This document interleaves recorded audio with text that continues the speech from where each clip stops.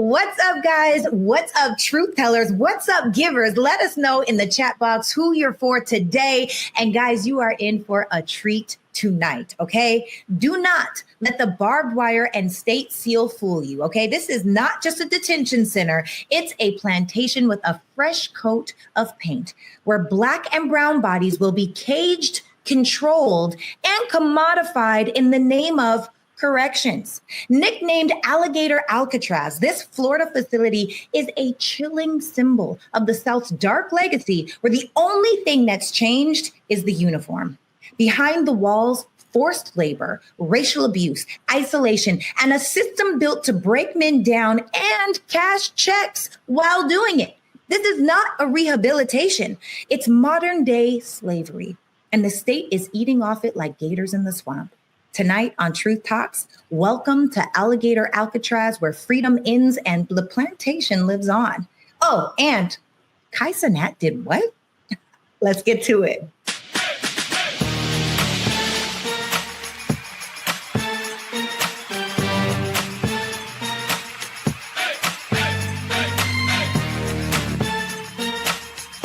Are y'all ready to roll? Let's go. Okay, Canada, opening this show. Let me find out. Nice job, Dr. Fontaine. What's going on with you? Oh my God. Okay. I don't know if y'all keep joking or my real last name is Fontenot. Okay. Fontenot. But what's up? I'm so excited to be here with my Truth Talks fam. It's going to be a great and spicy show tonight. Dimitri, I always wonder, does Fontenot really know? That was a horrible joke, Torre. It was bad. I was bad. I'm sure you've heard it 100 times. Dimitri, how are you? I'm well. I'm very well. I have no complaints here. I'm doing about as good as the hair is today. You know what I'm saying? Like, look, you know what I'm saying? Wait, I see no hair, so I'm talking about you. I'm trying to give you something, but now I take it back. Girls, Torre, now I take it back. How you got your wife? Torre got the curls for the girls. We see how you got wifey. Mm-hmm. It's just 3C. It's just 3C here. That's all it is, Cheyenne. You one day, maybe Hair Maniacs will make it in 3C, and then bam, we'll be together. Yeah, we'll be twinsies. There you. I'm buying it. I'm buying me one too. Twins. Let's get into it. Trending truth number one: Cenat is facing mad heat on social media, which he probably likes. He teamed up with Target for the release of a new personal care brand. I don't want to read the name of it because I'm mad at him. In celebration of the move, he and the AMP Collective did a sleepover inside a Target, even though the Target economic fast is still going on, because Cardi B messed it up. Essence Fest, now Cenat. People are mad because Target got the clout, Kai got the check, and what does the community get? Nothing.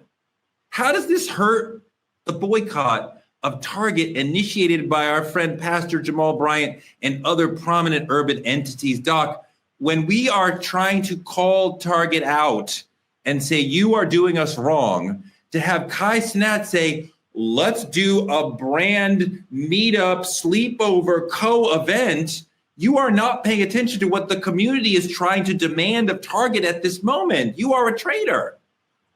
Well, listen, so I don't know about the traitor piece. I just know that everyone has their own lane of career and what they're doing.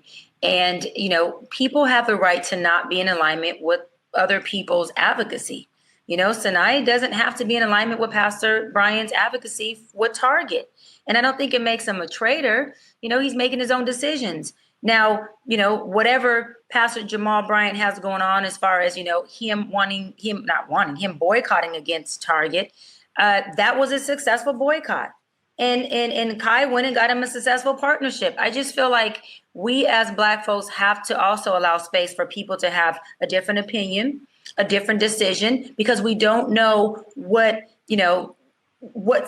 Kai has going on for his long-term plan. And now I'm not saying sell out your community for your long-term plan, but we also are people that talk a lot about generational wealth. And if this is within his plan for generational wealth, I don't think it's a bad decision, because let's keep it real and I'll wrap on this. We might have boycotted Target, because I actually boycotted as well. I just ordered from other places. but we know at some point we're going to be shopping back and buying back at Target. This isn't a lifelong boycott. So for Kai to not receive a big deal that can, add to his career for, let's just say, a seasonal boycott, then, it doesn't make any sense to me, because let me say this too, Torre, I'm not going to do it because Pastor Jamal Bryant that's my guy.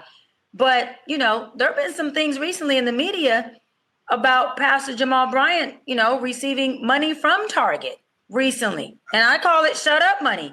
So again, I love Pastor Jamal Bryant. I'm saying allegedly. That's what I read.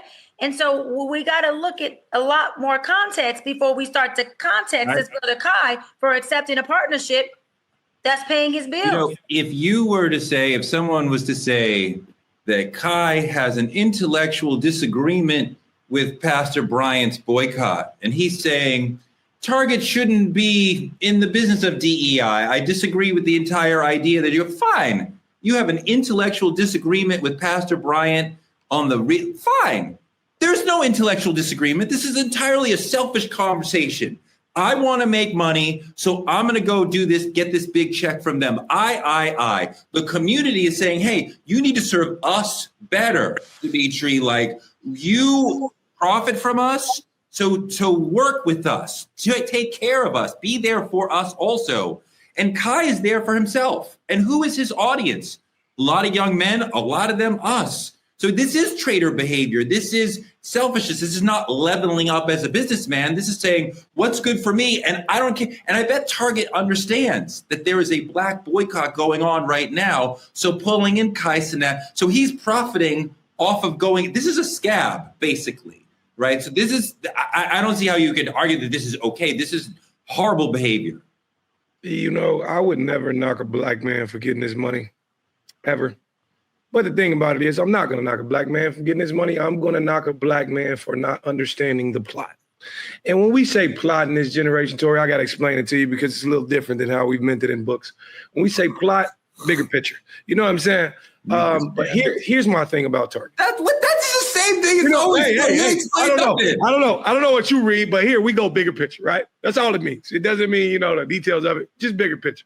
He can't see the bigger picture behind it. They're using one of the most powerful black faces in today's social media and beyond at this point to neutralize the people and get them right back shopping in Target. And that's all it is. We had a boycott, and I don't know if this is like the fatigue of it, but it seems like we all could have saw this coming. Target needs us to stay relevant. Obviously, you've seen the numbers dip when we stop shopping. But my thing about it is, I think Kai Cenat should have registered in his mind that I'm not going to let you use me as a weapon against my people to gain my people. If you're so down for the people as you claim to be, and from watching the streams to watching his impact with kids in his generation and their parents, Kai Cenat knew exactly what was going on, that some black influencer would get a major deal because of it, because they need black people. I guarantee you this contract came with an NDA. Because if Kai did not sign, they would not want Kai talking about this on his stream. I guarantee you that. So, Sarah, I think Jamal Bryant, Pastor Bryant is going to be, I think Dr. Bryant's going to be on the show next week, but Pastor Bryant, Jamal Bryant. Not if you show up, I might skip. He will be here next week to talk about this boycott and the whole situation. So we're going to get to the bottom of this soon.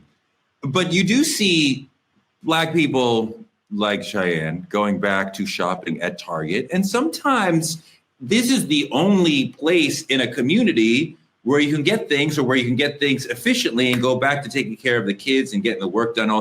So you wonder, is it possible to ask black people, working people, single parents, people with multiple children, to say, please change your lives and don't shop at Target? That's asking a lot of a lot of people. So if they can't understand exactly what are we boycotting for, it's hard to ask them to do this boycott that can be inconvenient for themselves. Yeah. And it's always so funny to me because we as a people are very passionate. And sometimes I think we can be passionately wrong. And what I mean by that is we all have this. If that were me, I would never. Well, it's not you. And it could probably possibly never be you. If you had an opportunity to sell a product and off top, let's say we don't know how much you got paid, but maybe it's $5 million, $10 million. That is creating generational wealth for his family. Right. And I get it. He doesn't understand the plot, but it's so funny to me when people are so like, oh, he sold out, he this, he that. Did he really? This has been going on for so long. Also, we have already established them getting rid of DEI was more of a benefit to white women than any Black or brown person. It was not as beneficial as people think that it was. And so when you actually look at the details, is he wrong for putting another Black product inside of Target? And who knows, maybe in his contract, he's like, I also want to have these other products that were put in here. We don't know what happened in the contract. We don't know what the deals are. All we know is that this man is taking a stand for his own. And what this really says to me more than anything is we need our own Target. We need to have a company like Target that is Black owned, where we can have our products so that we can stop canceling each other based on our own beliefs and opinions and biases. We're benefiting Target, Doc. He's benefiting from Target at this moment while we are boycotting. That's not okay. That is traitor behavior. That is going against what the community wants for his own selfish benefit. Like, oh, I'm not hating on a Black man being generational. Yes, I am. And he is helping the oppressor and benefiting himself. That's what Stephen from Django did. That's what we talk about when we talk about house slaves. You guys are saying the house slave is right to try to enrich himself on the backs of other people. They're interested in him because we are boycotting him. So he's breaking the boycott. I don't know what you're talking about. Like, this is the definition of traitor behavior. That was actually a really good pull, Torre. That was a good one. But you're right. And I think a lot of people in the masses don't even understand what the boycott is about or what we're asking of the boycott. And I think it's very important to note that, it's a little extreme. It can be a little extreme, but they've been asking Target to honor this $2 billion pledge that they made to Black entrepreneurs. They've been asking Target to invest I think it was like $250 million into Black owned banks, adopt 6 HBCU businesses and retail programs. And then they was asking them to restore and reinvent these DEI initiatives. So it's not, a lot of people don't know what they're boycotting Target for. It's just when Black people be like, hey, well, let's stay up out of there. And they just believe it's with good reason, so they stay up out of there. But that was a really good pull you made there. Yeah, and that's what I was going to say. I was going to pretty much, say that I don't think Kai is tripping off of whether he knows about this advocacy plan or doesn't. I don't think that is a defining factor in whether or not he's taking on a deal. I think he's looking at it like this is an opportunity to make more money. This is an opportunity to expand my brand. I don't even think he's considering now whether folks think that's okay or not okay for him to consider the community and the impacts of it. That's their own subjective opinion. But I just feel like he is a young man who's in the pit of his career and he's trying to run the check up as much as he can. And Target ends up being another check that he runs up. Now, again, folks in the chat, say whether or not you believe that Kai is selling out the community or not selling out the community. I don't have a strong opinion on either side. I just know I don't call a young Black man or anyone for that sake selling out when they're making their own adult decision to do something. Sorry. Listen, I don't think because, Torre, I come on here and I say, everybody here on Truth Talks, how it would benefit our community better if we did X, Y, and Z. And if Dimitri decided he didn't want to come along that ride, he's not a sellout. He don't want to roll with those plans. It doesn't matter. What I want to benefit doesn't have to be in alignment with what Dimitri wants to benefit. We are allowed to have our own thought process, our own decisions. And it's like a lot of times that you talk to Ray, you sound very dictatorship and controlling. If people don't join the movement, then they are a sellout. If people don't join this decision, then that is a problem. That is not true. I have the right to not like them damn curls and still be okay with that. I don't gotta like the No, I mean, if the brother had an articulatable intellectual idea around, hey, I disagree with the boycott because of this. You could have a reasonable idea. He could say, you're not going hard enough. I want you to go harder on Target. I don't think you're going. Fine. This is specifically, I am here to profit for myself, standing on the backs of Black people. This is the definition of sellout behavior. And if we were really on point, we would cancel him for this because he is purposely saying, I am going to enrich myself at a moment when Black people are saying, Target is not our friend. So he is an ally to white supremacy when we are all saying they are the problem and we're going to hold them accountable. And he's saying, no, this is not a disagreement. If you wanted to disagree, that's fine. You're not disagreeing. You're just saying, give me money. And if you give me money, I'll say whatever you want. This is soulless. And I don't expect any more from Kai because he is a good performer, but he's just a brainless performer. He's not an intellectual. He does not talk about politics. But it's not an excuse to say like, oh, I had no idea. You have been used by the white supremacist system to counteract a Black economic boycott. That is selling out. You're doing it for your own personal gain. That is selling out. Like, I don't even understand how we could add it up any other way. Right. And to your point, Touré, he is expanding and upgrading his own Black social economic empowerment and status and wealth. So hold on. I look at it at a duality for himself. But when this man, as a Black man, socioeconomically enhances and advances, that is a one-up for our community. And for him. For him, but that he is a part of our collective. So now, hold on, wait a minute. This is good, Touré. So now he's not a part of our Black community or our collective. That's not how collective economics works. He makes a decision that's against your subjective agreement. So you believe because he's not doing what you believe he should do, which is aligned with Jamal Bryant's Target boycott, that he is now no longer he's not Black anymore. He's not Black and no, he's not a part of the collective. The question is not if he's Black or not. The question is not if he's down for the culture or not. I think to Touré's point, when you look, it's an extreme statement, but to a degree, it's exactly what selling out is. You went against everything we, as a collective, said we would stand for to profit on your own end. Because here's my question, and this is, you made a great reference, Dr. Bryant, in terms of a way to look at it. But in another way to look at it, if you're so easy to fund our influencers, why can't you fund the programs? Why can't you fund what we're asking you to put money into? You see, so it's a tricky situation, but I think, in my personal opinion, it's something, because we talk about generational wealth and him needing to build it and, advocacy for that Black man. But the thing about it is you had that already. Like, you have deals with everybody.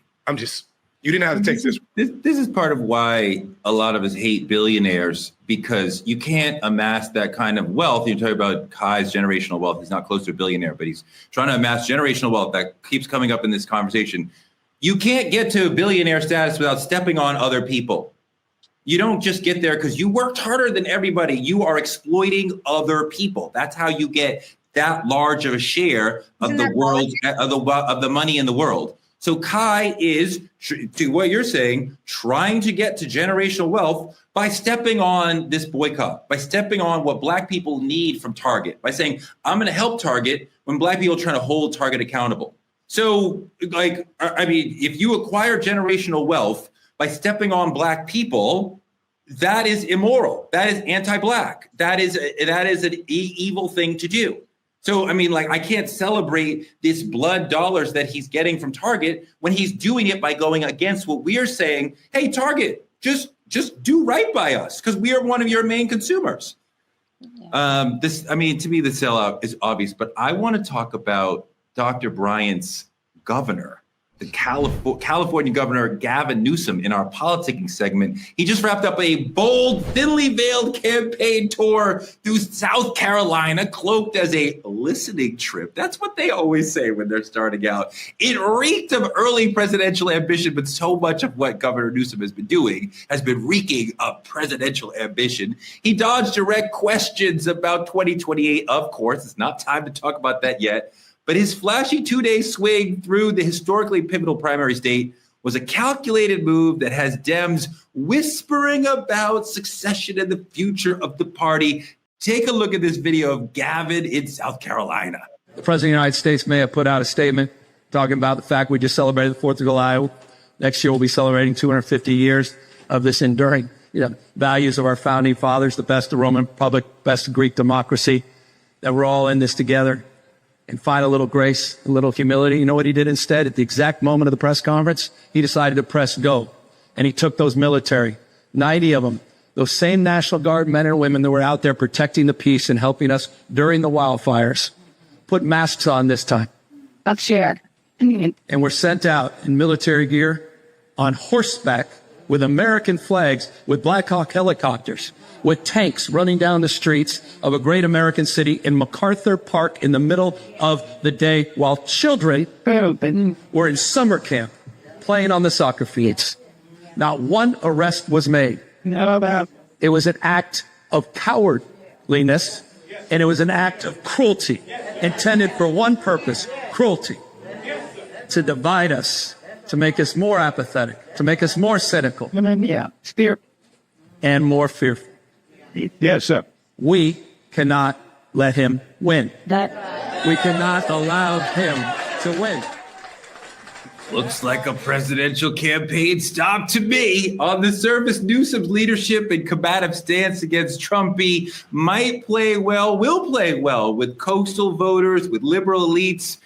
But to win this thing in 2028 or 2032, whenever he's allowed to actually run for president, you're going to have to win the key swing states of Michigan, Wisconsin, Pennsylvania. That is quite often what the whole ball game will come down to. So, Dimitri, can someone like Governor Newsom, with a progressive agenda that has quite often fallen on deaf ears outside of the coastal voters, can someone like that go into swing states, those that blue collar Michigan, Wisconsin, Pennsylvania, and win there? You know, I think he got the presidential posture, but I don't see it. I don't see it because your own backyard is like a wildfire. Let's talk about where you actually come from. It's also to me, an abuse of you coming in and you trying to get with the culture. I'm analyzing the video and I'm just seeing the little things, all the black people behind you and all the, you know what I'm saying? For me, I'm looking at it like you had. I know, I get it, you know what I'm saying? But look where you start. And I think I don't like it. You got the posture, but come on now. Like what? South Carolina, what do you want? If it was white, that's Jim Clyburn. He runs South Carolina. What are you talking about? And still, the video, the angle, the scheme, I don't think it's him, not me personally. Okay. Cheyenne, look, this is your governor. He moves like a global leader. California is the 6th wealthiest area on earth, but the state does have problems with housing affordability, people leaving, exodus, public safety situations. California has problems. Every state has problems. And as Dimitri is saying, Dimitri's kind of saying if you can't fix California, why should you be president? I think that's a very complicated question. But what do you think about how he has been as a governor of California when you want to map that out to can he be an effective president? I think Dimitri makes a great point. If your household is in chaos, then what you doing at mine is trying to help me figure out how to organize mine. I think he makes a great point. We've had a lot of disaster in his term as governor. And not that things didn't get handled. The folks in California aren't very happy with how he handled them. Of course, there was resolve. There were a lot of times where he looked more laxed or on vacation during our California crisis. And folks have a problem with that. This position that he's taken, I believe, is a duality of, yes, him wanting to run for a national office, president, but also the duality of another white man named Donald Trump, that I call Big T, has pissed him the hell off. And so, again, this is him clapping back at Trump saying, which he said on the news pretty much screw you. And he used a curse word and apologized for cursing. And saying, listen, you've pissed me off enough to now come for you in your position. And I'm gonna make a lot of noise about it. And so I just think Newsom is in a position of saying, you know what, I always want to run and let me figure this out. But I think Dimitri, and again, I don't dislike him. He has been a friend of our NAACP for a long time. So Dimitri, he's definitely has been a friend of Black folks in the Black community. He does a lot with us. Black Lives Matter. He's always in the Black room. He is. I got to give that to him. But I find, and I say this respectfully because he is our governor and we have a relationship with him, that his bark and his promises have been louder than his results and his actions. And I do hope that regardless of where he goes in office, that he's able to align his actions so that people can not only believe in him, believe in his leadership, but they can start to believe in leadership in politics again in general. Sarah, I don't know if Gavin will be the nominee. He might be. He is a very serious contender for that. We could throw out some other names who might be there. Maybe Cory Booker, maybe AOC. Certainly some people who we wouldn't even think of at this time. Gavin is an interesting conversation because Dr. Bryant is correct that there are issues in California that he will have to answer for. Mm-hmm. Any executive is going to have specific situations that, well, what about this? What about this? I mean, no state is just like easy to run. There's no state that like everything is perfect there, so you should be president. You've made Iowa perfect. Usher him into the presidency. Like that does not exist anywhere. Right. So, Gavin will be able to say, hey, I had big issues, right? I have more preparation for the big questions that come at you as president because I'm dealing with the biggest economy or one of the biggest economies in the world, much less in America. I think he's an interesting candidate, as Dimitri made reference to.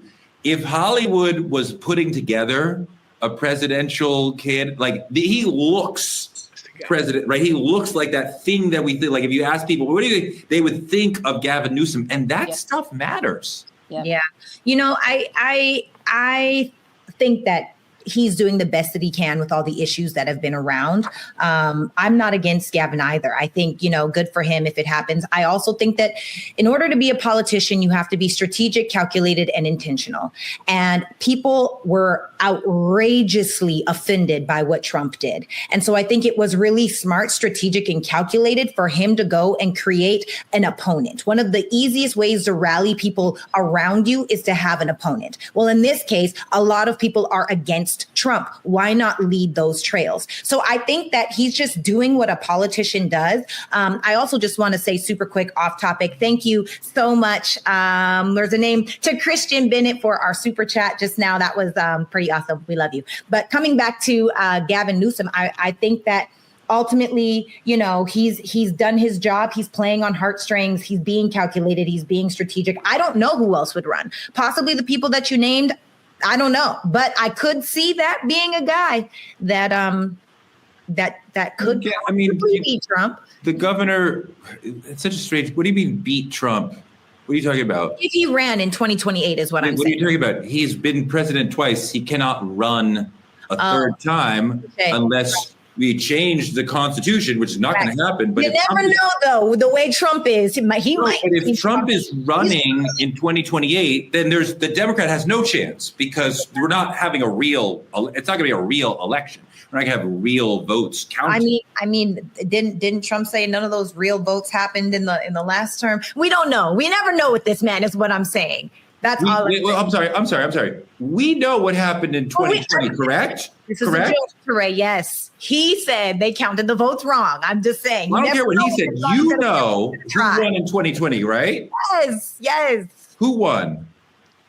Joe Biden is what you're talking about? Well, yes. I mean, yes, there's still people on your side who are like, I don't know. It's still up in the air. I just want to make sure. If Cindy would have been, I just want to make sure we're still on the same page. Yes, absolutely. Whew. Okay. All right. Speaking of Republicans, It's going to be a rough segment for you. Let's get into some real talk on our main topic. No bullshit. We can have Alligator Alcatraz happening in America. It's Cenat. It's a modern day slave camp with barbed wire and bad PR and a nickname. Alligator Alcatraz. That is disgusting.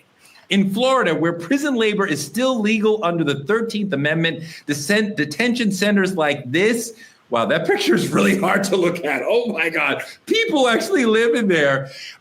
These detention centers are functioning as profit machines. Florida's prison system has long blurred. Jody, don't make it bigger now. You're killing me now. Florida's prison system has blurred the line between justice and slavery. This is racially skewed. This is a new slave camp under the guise of dealing with illegal immigration. I'm going to show you a video about what's going on in Alligator Alcatraz. Look at this. You know, snakes are fast, but alligators are. We're going to teach them how to run away from an alligator, okay? If they escape prison. U.S. President Donald Trump traveled to Florida Tuesday to inspect the site of a controversial new migrant detention center dubbed Alligator Alcatraz. Now, this remote facility is being reconfigured at a cost of $450 million U.S. to hold undocumented immigrants in the middle of the Everglades. Is the model going forward, Mr. President? It can be. I mean, you don't always have land so beautiful and so secure. We have a lot of bodyguards and a lot of cops that are in the form of alligators. You don't have to pay them so much. But I wouldn't want to run through the Everglades for long. It will keep people where they're supposed to be. This is a very important thing. We've got very red states that should be doing this just as much as Florida's doing. That will increase their numbers. And then what happens is you'll have a lot of people that will deport on their own because they don't want to end up in an Alligator Alcatraz or some of those other places. So I think this is a model, but we need other states to step up. The Florida Everglades to open America's newest migrant detention center. It's incredibly built, and you're seeing that yourself. That's why I said let the press join us on our walk so they can see what's happening. It's known as Alligator Alcatraz, which is very appropriate because I looked outside and that's not a place I want to go hiking anytime soon.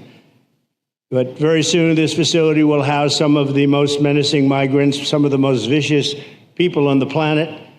We're surrounded by miles of treacherous swampland, and the only way out is really deportation. And a lot of these people are self-deporting back to their country where they came from. Dimitri, you know, the 13th Amendment allows involuntary servitude as punishment for a crime. So prisoners in Florida are working for pennies per hour, and they are under the threat of punishment if they refuse.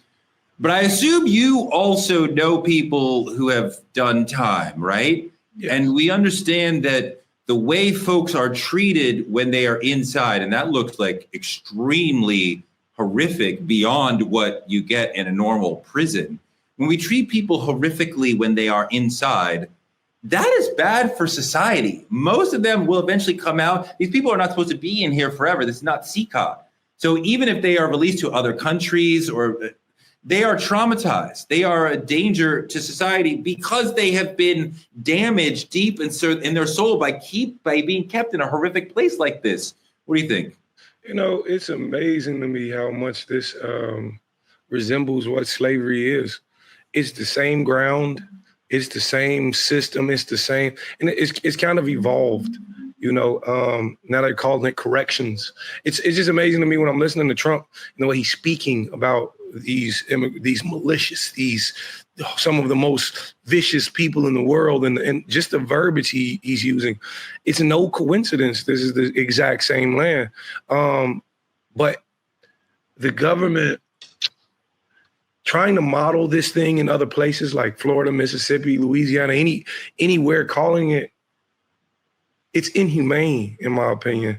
Yeah. It's absolutely ridiculous that the idea of like, you can view these things and still stomach. And I think the picture of actual Trump and his party standing there and his people standing there is probably the most inhumane. That it's ridiculous because they're viewing it as if this is an animal shelter. They're viewing it as if this is normal. And I hate this. I hate this for us. I hate this as people. I hate to see, I can't even say we went back, but we evolved to this point. It's their new way of doing exactly what they've always done. Sarah, there's an aspect here of forced labor disguised as rehabilitation, but there's also just straight lying because they're telling us this is where the most vicious people will be. That is not at all true. ICE is grabbing lots of people who are law-abiding, who are working, who are paying taxes, who are not at all criminals at all. So, I mean, children, yes. So, if you tell Americans we're going to house the most vicious people in the world here, well, that creates a sort of moral justification for some people, not for a prison abolitionist, but for some people. But I think the average person could see this is a disgusting way for a government to treat people, even if they have broken something like the immigration law. Yeah. Okay. So I think I need clarity because I live in a bubble. Anyone that knows me knows that. And so my question is, obviously, based off this video, this is for people that he's grabbing. This is ISIS grabbing these people and putting them in these facilities. And these are the same people that are working for pennies on the dollar, or is pennies on the dollar what we know is happening with the prison? Or are it's all of it? Well, the people who are undocumented are often working for sub-minimum wage. Also, people who are private prisons are making money for major corporations, and the government would contract them to say, you must pay us for a certain number of beds. So the government is already saying at the beginning of the month, okay, 300 or 3,000, whatever number of beds will be filled. We're paying this private company to incarcerate 3,000 people. Well, we better give them 3,000 bodies to be in there because we're paying for these beds and taking care of these incarcerated people anyway. Got it. Okay. So two things are coming up for me. I hate that this is happening. It is absolutely inhumane for any human to be inside of a dog kennel with a jail looking like bed when you haven't actually committed a crime against humanity, in my personal opinion. I think that this is a massively focused, fear-based tactic for Trump to have people deport themselves, because this is scary. And if I was an illegal immigrant, I would probably also self-deport, right? So I think that his intention is one thing, and it has to be this ugly, it has to be this scary, it has to be this loud in order for his agenda to actually work out, which is not okay. Now, that also being said, as far as the prisons go and these private prisons that are owned, personally, where it comes to the 13th Amendment, where we're talking about how it's okay for them to involuntarily work, like you do work for pennies on the dollar. I personally think that if you're a person that went to prison because of assault or rape, or you're a pedophile or a murderer, I think you did the crime, pay with the time. That's what you gave up, right? Now, if it's something like you sold drugs years ago, like people like Westmore. That's not what we're talking about here. That's not what we're talking about here. We're talking about people who made immigration crimes. Then the Supreme Court has said it's not. Are we talking about both, or are we talking about one? It's terrible as far as it's inhumane, but I do think that it is a fear-based tactic in order to get people to self-deport, and I would bet that it's working because it looks terrifying. Dr. Bryant, what's really disgusting about this is how Trump and DeSantis and the supporters revel in the inhumanity and the cruelty here, right? And the way this detention center is dehumanizing to people. And if this were happening overseas, we would call it a human rights crisis. But we don't refer to it that way here. First of all, love you, Sarah. This ain't no fear-based. This shit is real. This is some modern day Hitler shit. This man has cages where I've seen animal, what am I trying to say? I've seen animal homes where, look better than this. Shelters. Thank you. I've seen animal shelters look better than this. Have a better environment than this. Hold on. Let me just give you, for our viewers, let me just give you a little visual of what this is. We're talking about a humanitarian concern. Why? Because we're talking about overcrowding. 32 people per cage. 32 people per cage. Overcrowding. Let's talk about the environmental concerns. Hold on. He hasn't even, right, allegedly, studies show, he hasn't even checked for the environmental concerns, which means flooding, poor sanitation, even a possibility of worms being in these people's food. Where is just the human right of saying, okay, yeah, let's criminalize criminals, but damn, Are we just completely dehumanizing them and saying that these people are worse than animals and dogs? That is exactly what Trump is saying. Exactly what he's saying. And so when we're talking about putting people in a place where you're going to control them by alligators because their only second best choice is to stay in a cage that is overcrowded, overpopulated, environmentally racism, environmentally inhumane, and even there's a high percentage that the food that they eat is going to kill them. This right here is a setup for him to just indirectly murder people at a slow baking pace. This is sick. This is next level. I'm sorry. This is like beyond sick. This is crazy. They have to, you either die because you escape or you die because you stay in a cage with 32 other people. You're right. And it does make you think about slavery. It does make you think about the 13th Amendment and how the state can force inmates to work for pennies. It is very reminiscent of slavery. But you also think about, Dimitri, how the states can't afford to house the homeless, can't afford to create enough housing stock for the working class, but we can throw up a detention center like this in 8 days.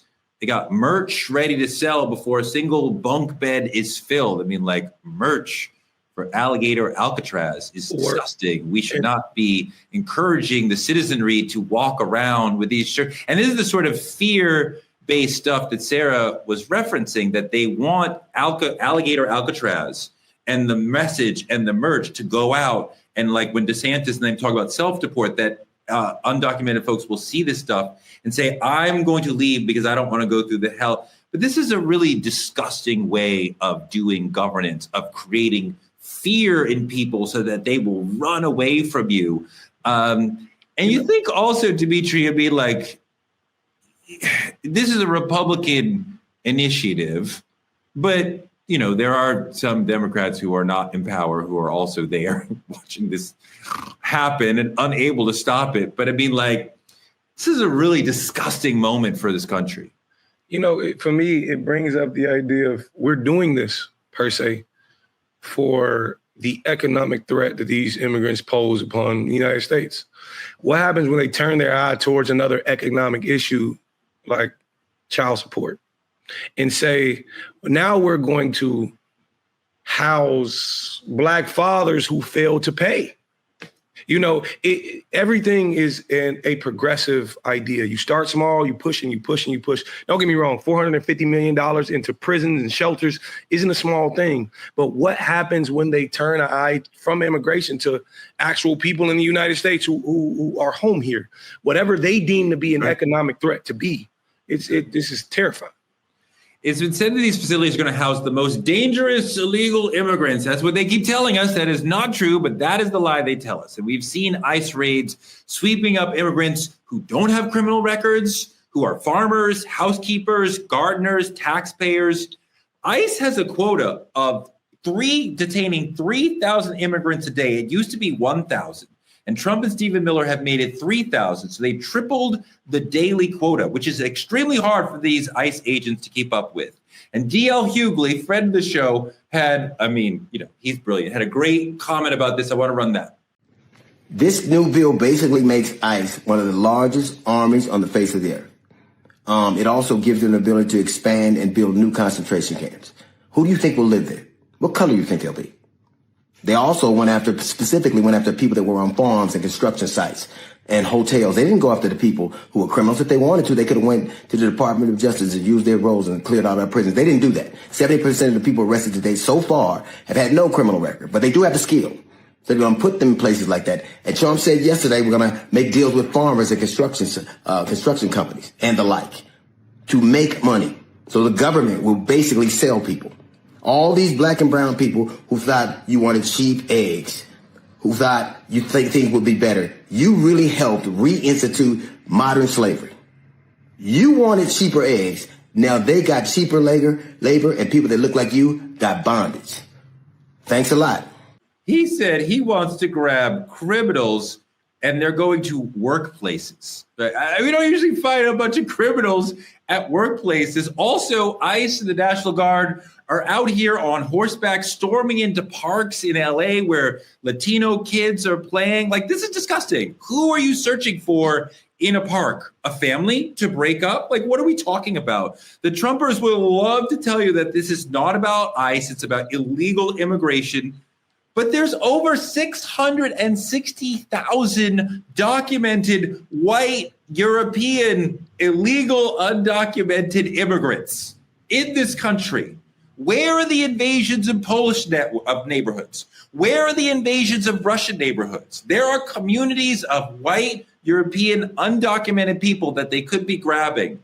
And yet it seems like it's always brown, black, and pro-Palestinian folks that they're grabbing. We cannot stay quiet and call this a new movement. Look at this. Let's stop playing games. These ICE raids are not about safety. They're not about law and order. They are about racism, period. They are targeting brown families, Latino, Mexican, Central and South American communities. That's who they're going after. And here's the disturbing proof.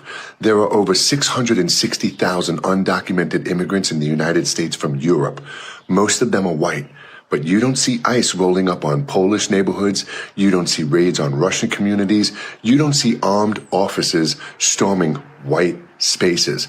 They are only targeting brown skin. That is not immigration enforcement. It is racial profiling.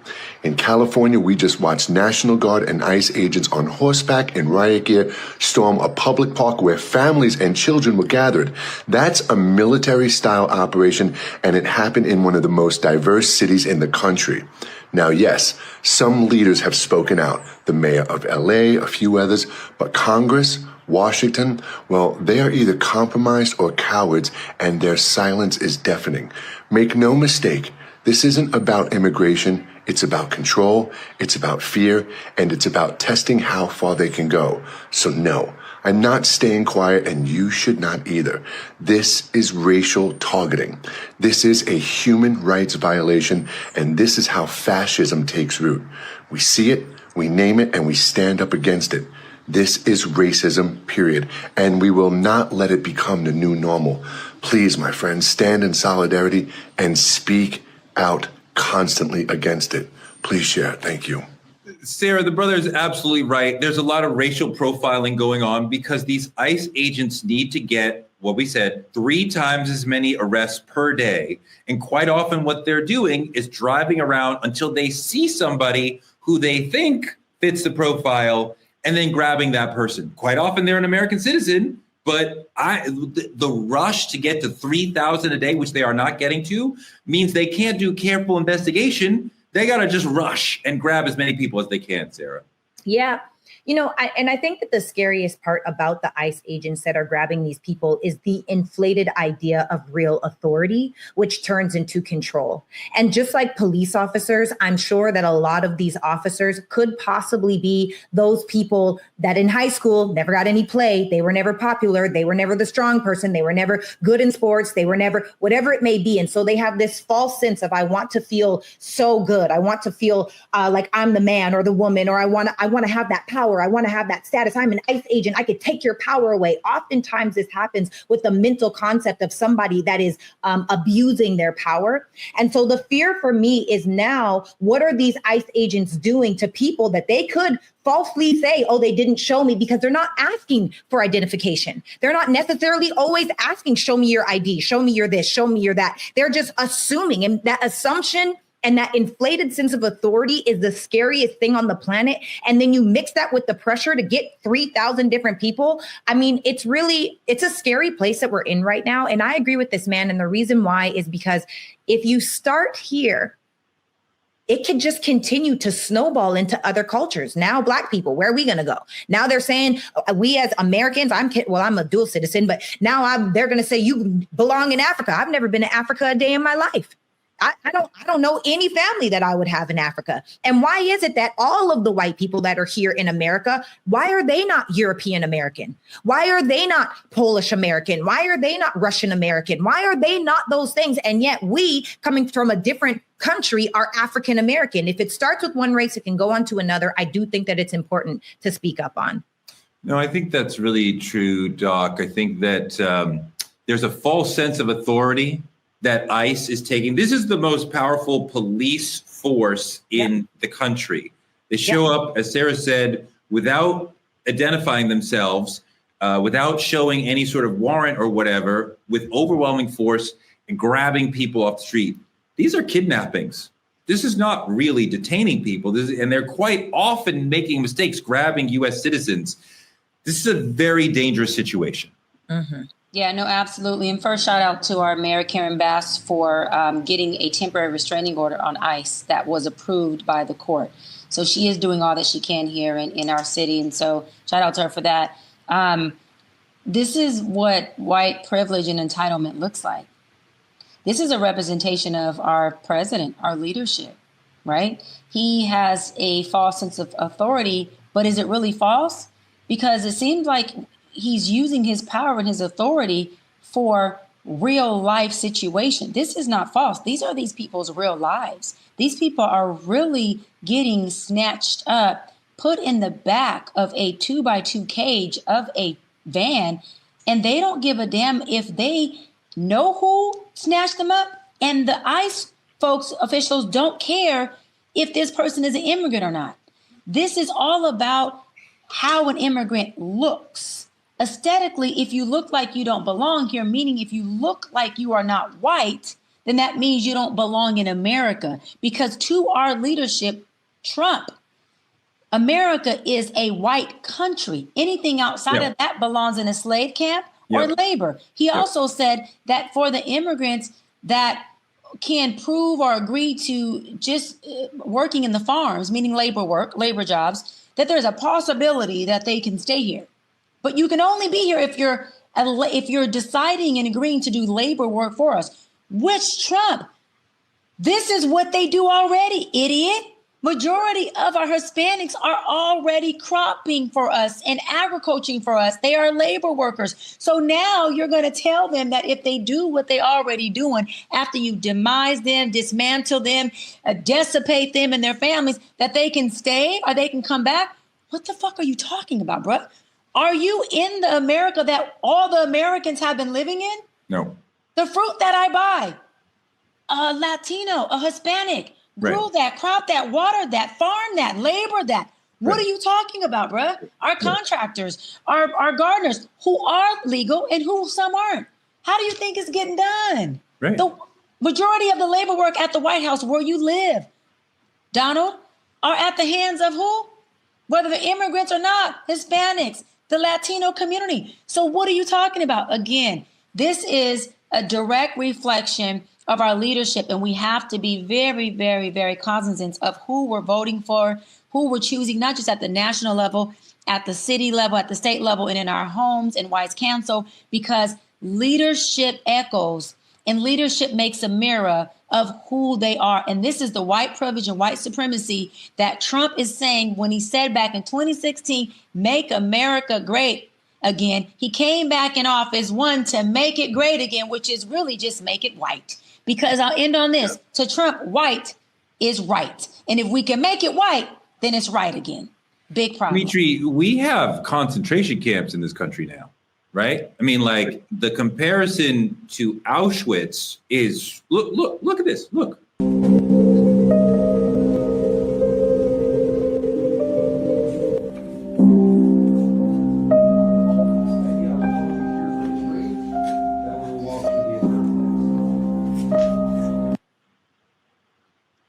And it's really hard to watch. And you wonder what's to stop this to happening to Black people.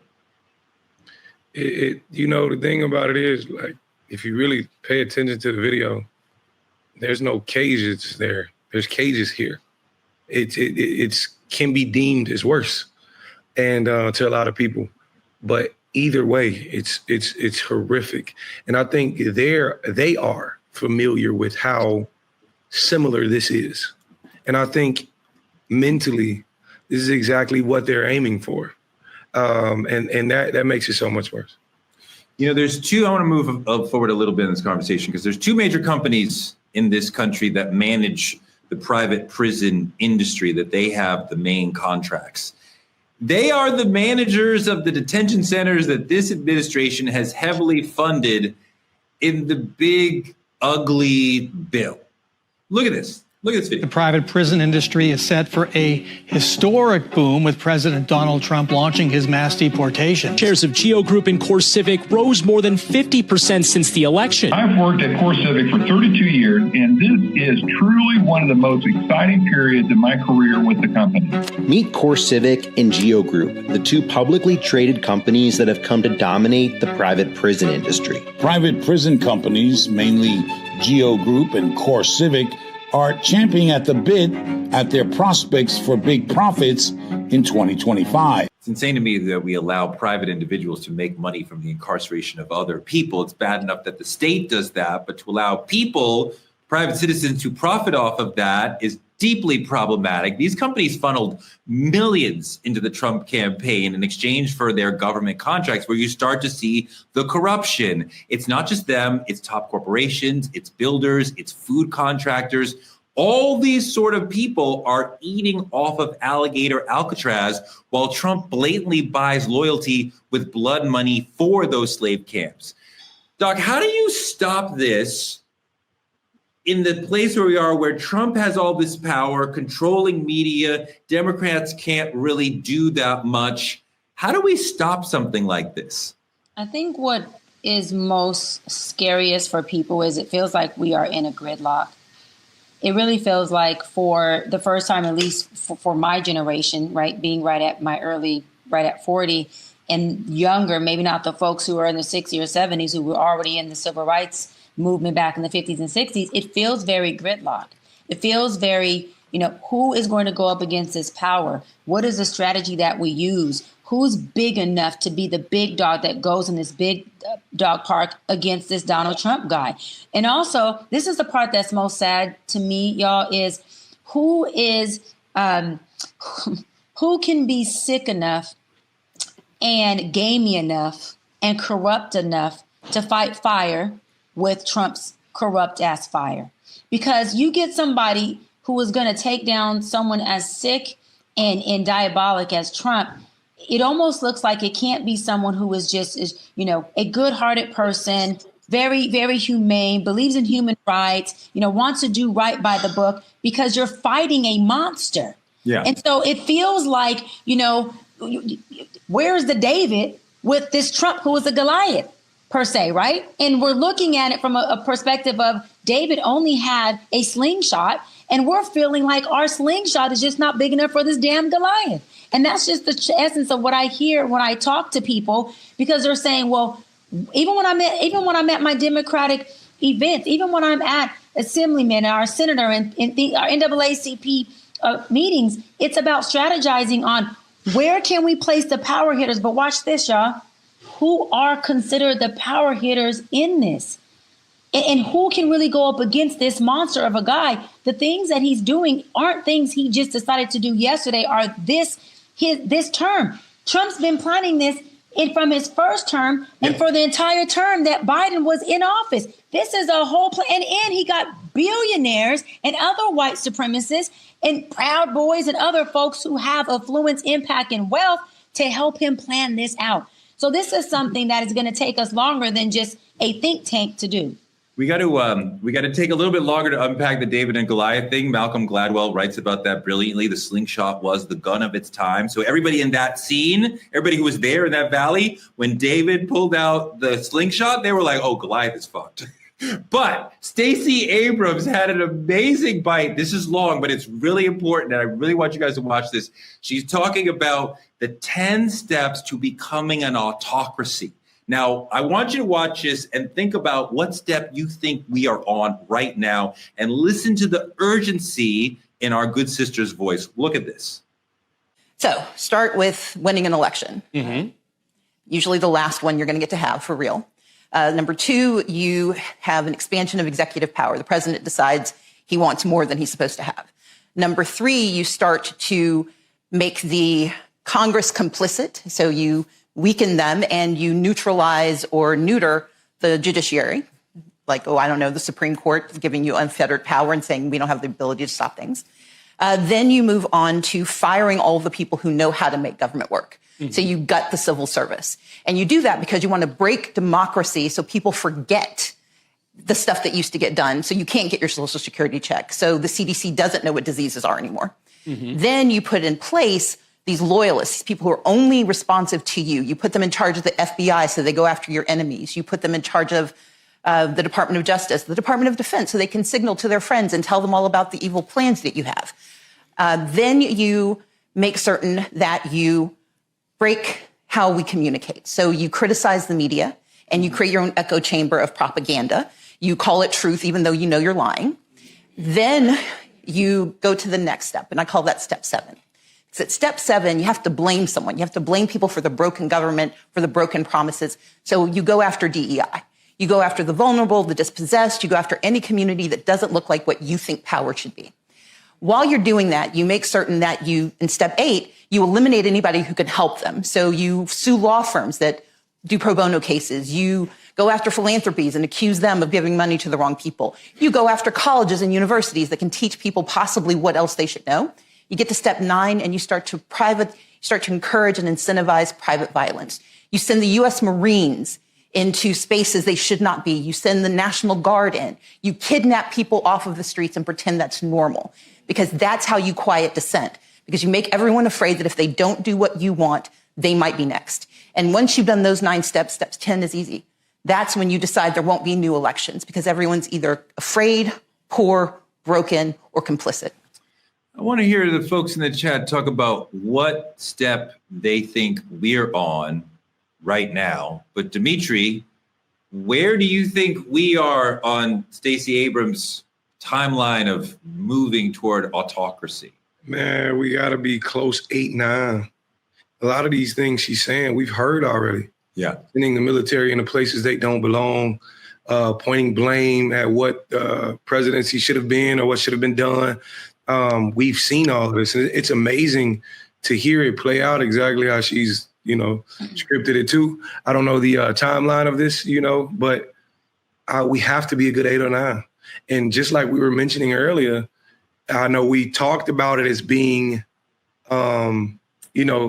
propaganda or unlikely, but that not having re-elections thing is something she mentioned.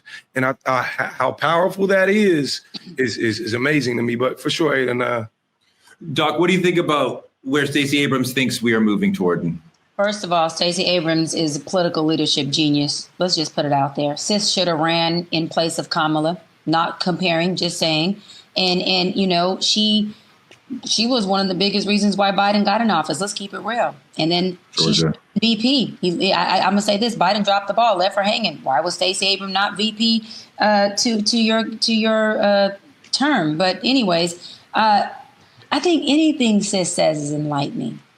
Yeah. She knows her shit. She's speaking to the people, for the people. She represents how most of us are thinking. Yeah. I'm just mad that she's not in office. I'm mad that she's not, our president. I'm mad that she's not running, and I hope she does in 2028. I think that all the steps that she ran are steps that he has already taken. I think that now we need a plan that can, deactivate his steps that he's taken, reroute, detour, dissipate something, because Trump has a momentum that is just growing and getting bigger. And I feel like until we, I just think, Touré, that we got to figure out more of a plan and not focus on his actions. Doc, a lot of Americans, the White House wants a lot of Americans to be angry, divided, exhausted. They want the chaos. The antidote is organized communities and a system that works for the people, but the White House is trying to create the opposite. Yeah, battle fatigue.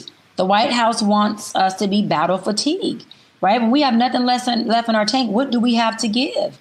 And let's keep real. When we have nothing left in our tank, what do we give? We give crime.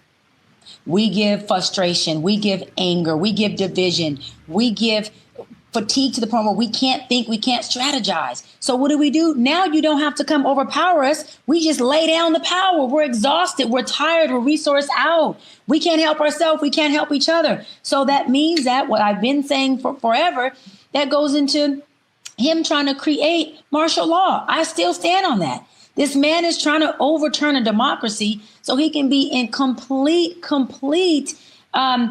dictatorship over us. He's already dictating us. We don't have to agree with it. But what he's doing, he's running the shit out of this country. He's not leading us. He's forcing, he's running, he's impeding, he's dividing. And that is all what creates martial law. And that is all what creates dictatorship, so that he can be in power and he can continue to pass down his power to where he wants it to be. And to the point where he eliminates everything that doesn't look right to him. And I've said this before, which for him is white.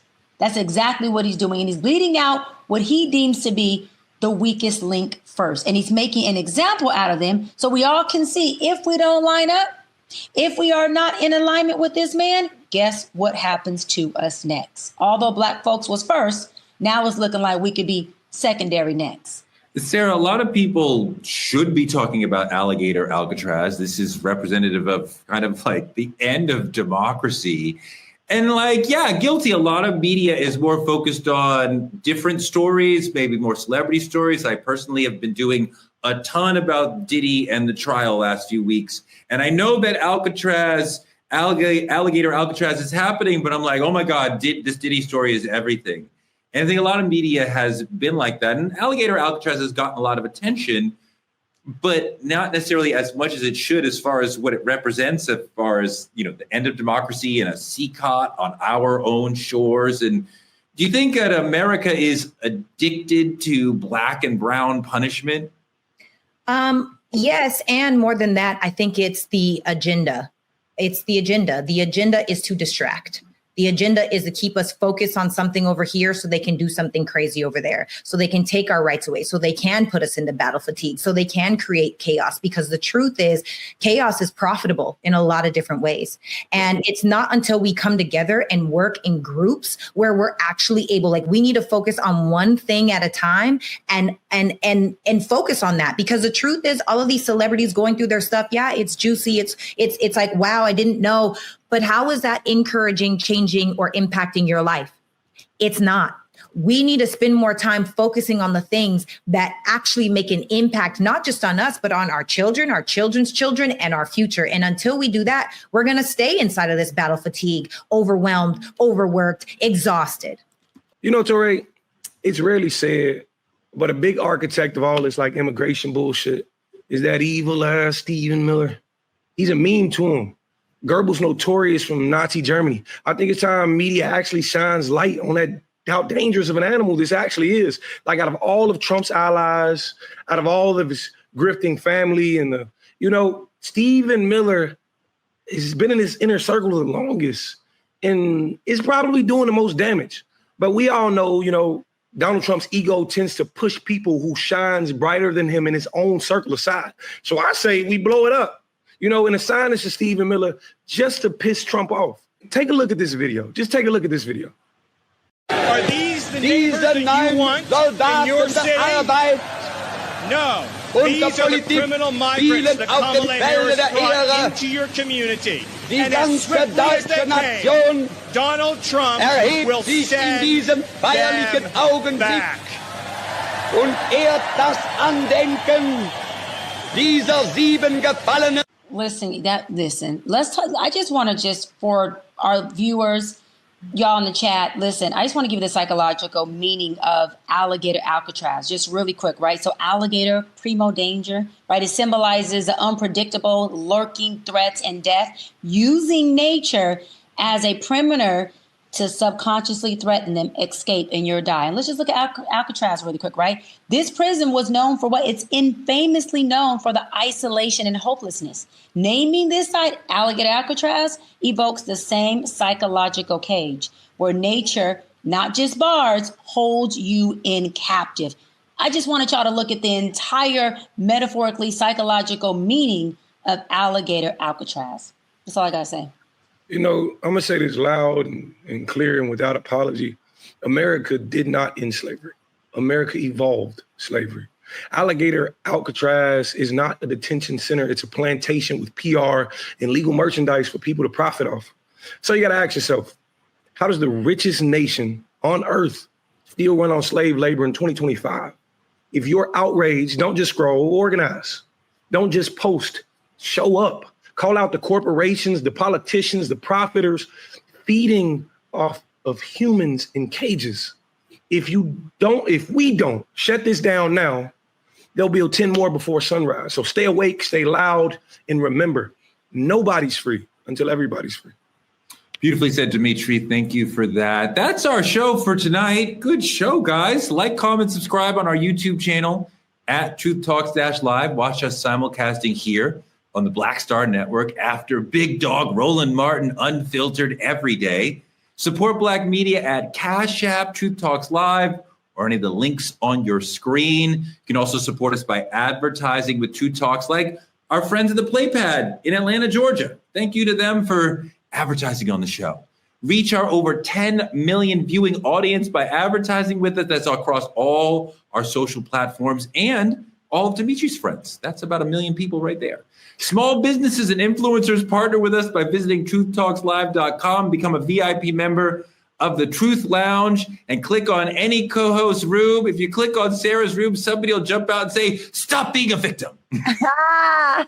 As always, Truth Talks is standing in the gap for Black media as it is under attack. So keep supporting us by telling a friend to tell a friend to watch Truth Talks. We are on every night, 8 p.m. EST, 8 p.m. PST. So come hang out with your Truth Talks family every night at 8 p.m. We out.